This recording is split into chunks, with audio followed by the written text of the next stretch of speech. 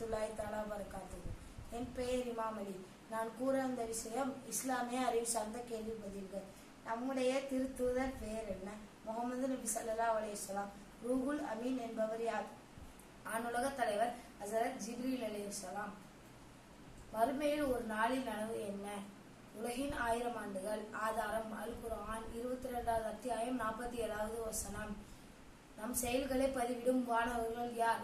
கிராமன் காத்திபின். முதலில் இஸ்லாத்தை ஏற்ற சிறுவர் பெயர் என்ன? ஹஸரத் அலி ரலியல்லாஹு தஆலா அன்ஹு. குர்ஆனில் வந்துள்ள நபி தோழர் பெயர் என்ன? முகமது. குர்ஆனில் வந்துள்ள நபி தோழர் பெயர் என்ன? ஹஸரத் ஜெய்யத் ரலியல்லாஹு தஆலா அன்ஹு.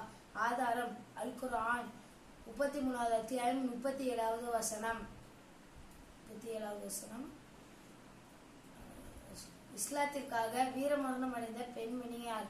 ஹஸரத் சுமையா ரலியல்லாஹு தஆலா அன்ஹா. குர்ஆன் ஓதினால் ஒரு எழுத்துக்கு எத்தனை நன்மைகள் உண்டு?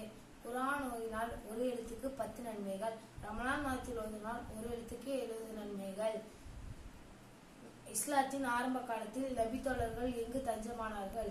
அபுசீனியா, ஹபஷா. குர்ஆனில் அதிகமாக கூறப்படும் நபியின் பெயர் என்ன?